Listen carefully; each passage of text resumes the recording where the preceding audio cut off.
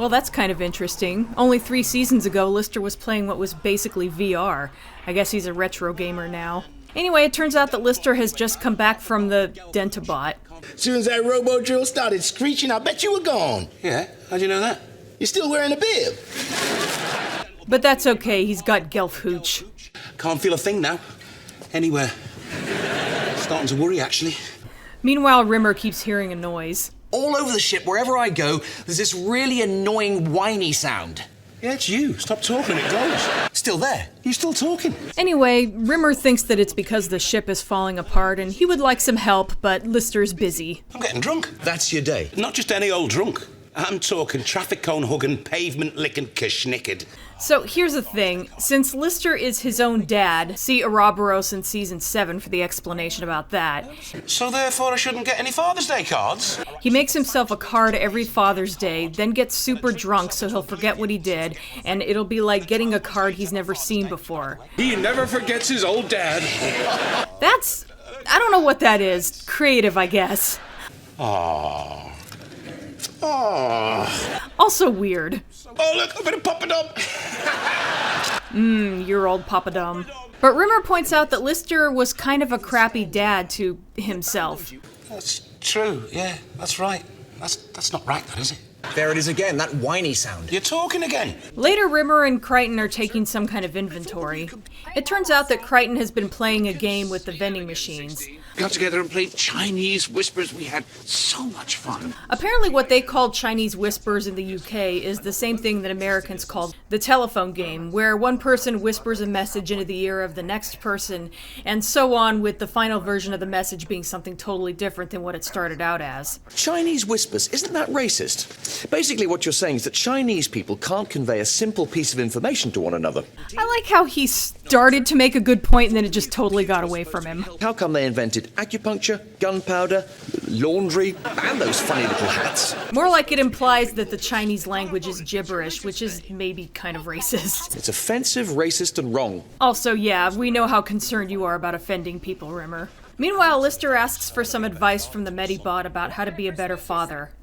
He's in a rut. To be honest, I know I shouldn't, but I kind of blame myself. So he's a total bum. Total bum? I don't think so. God, this is a weird conversation. Anyway, it turns out that if Lister registers his son in the system, he'll get some free stuff. So he does that. Set him goals. He doesn't achieve those goals, kick his butt. Kick it hard. Tough love. Later, Crichton asks a vending machine if Chinese Whispers is racist, and she promises to ask around. She ends up asking Kat. I don't know, 16. Let me ask around. Yeah, I think we see where this is going. It turns out that they got a new computer system from Trojan. We so miss Holly. It's true, we just don't get the same quality of cock-up these days, do we? I assume that's the derelict Crichton is referring to. Male or female? Female, not really bothered. Doesn't really matter. Female. The short version of this conversation is that Rimmer is acting like he doesn't care what the computer looks like, but he's consistently making choices that will result in it looking like a young, conventionally attractive woman. Blonde. Then we get to this part. Breast size. I'll choose the first one, 30A. Hang on. What's that one down there at the bottom? That's 36D, sir. Fine, go with that one. I've already highlighted 30A, sir. Okay, I'm pulling rank. Wow. Personality. Whatever. That stuff he genuinely doesn't care about. Oh, I really like that frame size, don't you, sir? I never noticed Rimmer's reaction before. He's like, wait a minute, I can't see her boobs at all. Anyway, her name is Pri, and her main function is being able to predict the crew's behavior to save time. You will discuss my potential for changing your lives and reach the conclusion that you're looking forward to seeing me in action. Your next conversation is a conversation about not having the previous conversation. How much time does it really save, though, if she has to explain all of that? Lister is still drinking his hooch. This is almost a running gag, like the phone in the previous episode. Got a job for you. I know. And there's the traffic cone again, along with a shopping cart. This is kind of referencing a gag from The Last Day. By the way, thanks to everyone who shared their drunk traffic cone stories in the comments section. Those were a lot of fun to read. Throbbo. Here's an interesting fact. Poor Craig Charles actually had the flu while filming the scene, so he genuinely felt lousy. It really helped with conveying Lister's extreme hangover, though. Anyway, he finds a VHS tape. I guess they don't use the triangular ones anymore. Which he apparently made while drunk. Hi, son. It's your old dad here. Oof, that's a lot of shots. I don't remember making this. So this results in an interesting conversation. Never encouraged you. Kicked your big fat butt when it needed kicking. Basically, Lister blames himself for not being there for himself. And you're not looking after yourself. And you drink too much. Who are you to tell me what to do? What have you ever done with your life? Oh, here's my favorite part. First time I saw that, I laughed until I almost couldn't breathe. Anyway, he's got some fatherly advice. Enroll in the Jupiter Mining Corporation engineering program. Get that filling fixed. He's supposed to do all that stuff before watching the next tape. So of course he just goes ahead and plays it. How did it go? Hey, did you make your old man proud? Now he's in trouble. You didn't do it, did you, David? No. Yes, Dad. I knew you'd do that. It was a test.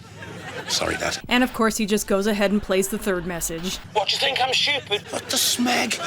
Don't swear. Supposedly if Lister does that one more time, he's gonna get his guitar flushed out the airlock. But he actually sees the guitar sitting there, so he just goes ahead and plays the next message, thinking he's being really clever. By the way, so your guitar, go on. Go over there. Give us a song.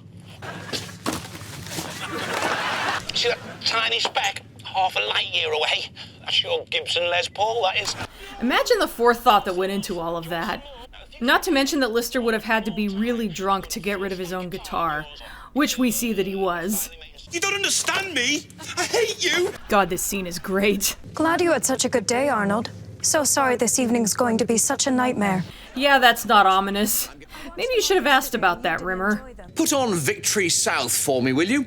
A fascinating drama series about the American Civil War where the South win.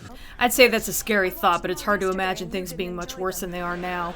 Anyway, she deleted the series because she predicted that Rimmer wouldn't like it. I thought you could use that time more fruitfully.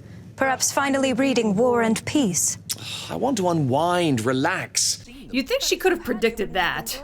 Not read a book that's longer than Rapunzel's pubic hair. Thanks for that, Rimmer. Anyway, it turns out that there's all kinds of malfunctioning going on V-Deck. Or B-Deck. It's hard to make out which they're saying. I was able to carry out the repairs in the exact manner you would have instructed. And you're saying because I would have cocked all this up, you cocked it all up for me? Well, I guess we found the flaw in this system. You now have a conversation with Crichton where you blame him for everything and then stride off indignantly. Not having to think of anything clever to say is a nice perk, I guess. Back in the Meta Bay, Lister's gotta wait in line to see the Dentabot. Wait, who is Cat waiting on? Anyway, Cat asks Lister the question. A Chinese whiskers racist? Do you mean those wispy little Mandarin beards like Fu Manchu? Yeah, here we go. Do you know who might know that Asian fast food machine on B-Deck? Taiwan Tony? Taiwan's a bit Chinesey. Maybe that's racist. I'm not sure. Anyway, Cat is there to grab the last tank of anesthetic. But you don't need it, right? Don't need it now, but one day I will. And of course he's not sharing. Never ask a cat to share. It's a scratch to the face, often offends. But Lister thinks he can handle it. Bring it on. Let the drilling commence. That's a big nope from me. Yeah, I won't judge. Meanwhile, Cat passes the question on to the vending machine called Taiwan Tony. I ask people who pass, I ask every time. Thanks. Back to Lister playing the tapes. You chickened out again, didn't you? Yes, Dad. This is going to hurt me a lot more than it's going to hurt you. Hello, aspirin. Hello? And he finds out the hard way that he's been resigned as a Red Dwarf crew member. Does that mean Cat is a crew member? I guess he would have registered at some point to be able to get medical work done. Your resignation has just been processed, and your free oxygen allowance will terminate today at noon. Wow, Pre is worse than Queeg. At least he didn't actively try to murder anyone. I'll just re-enlist. The only way to re-enlist is to apply for one of the JMC undergrad programs. Ah, that's why he did it. Are you 21 or under? Well, my haircut is. Does that count? I'm sorry, former crewman. That makes you ineligible for the program. Oops, I'm guessing Lister didn't think of that. Again, he was probably drunk anyway. You're leaving. No, I'm not. I'm staying here. Dave. Okay, that's creepy. I'm getting Labyrinth flashbacks. Meanwhile, Taiwan Tony passes the question on to Crichton. Do Chinese knickers have braces? Well, I suppose some of them do. I like how he doesn't even recognize that this is a variation of the question he originally asked. I'll ask around. Yeah, I see what they're doing here. Lister manages to put on a spacesuit before getting forced into an airlock. Your JMC oxygen subscription will end in 30 seconds. Not ready. I've got to get me stuff on. This is kind of terrifying, actually. Have a safe onward journey.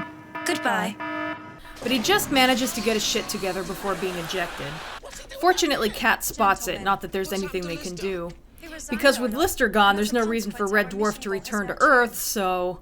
JMC policy dictates the ship should dispose of itself by flying straight into the nearest sun. This is a little 2001.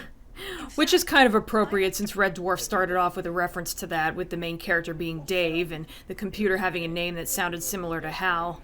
How long have we got before we reach the point of no return? The point where sun cream and floppy hats are no defense because our noses have started melting onto our shoes. Rimmer always paints such a lovely picture with his words. How long, you mad goth bastard? It shouldn't take more than 90 years. Hey, that's not too bad. Did I say years? I meant minutes. Okay, she can predict what everyone else is going to do, but confuses years with minutes. He's the hero we need, not the one we deserve. That was actually a pretty cool shot. Sir, I'm so pleased you're okay. Anyway, now they need to figure out a way to shut off Pre. Now, if you can unscrew that wall panel, we'll shortcut through the vents. She combats them by pumping laughing gas into the air. Sealed. There's no way through. Lister has Crichton pull his tooth really quick while he's high on the gas, which is actually kind of a smart move, all things considered. Anyway, another computer gives the final message to Crichton. Do Siamese sisters get whiskers in stasis? Nah, they don't. The word stasis causes Lister to remember something. His name was deleted from the list, but his son, which is him, should be on the pending metabay list. So now that he's a registered crew member, he will want to shut her off, so she should just save time and do that. Your logic is faultless. Go Lister. Being brave in a hostile universe.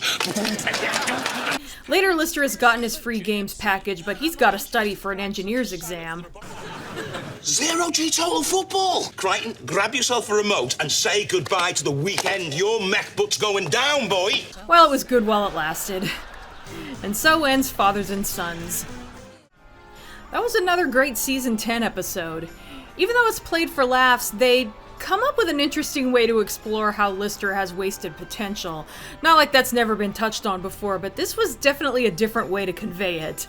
I like to think of this as kind of a metaphor for Lister realizing that he's been way too easy on himself and taken responsibility for it, even if it's in a very abstract way. Also, it's hilarious seeing Lister act as his own dad and his own son. This episode is weird.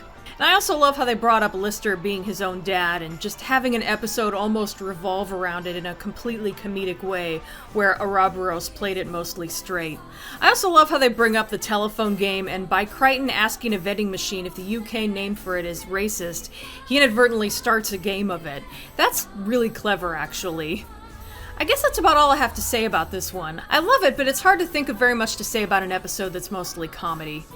Next up is Lemons. See you then.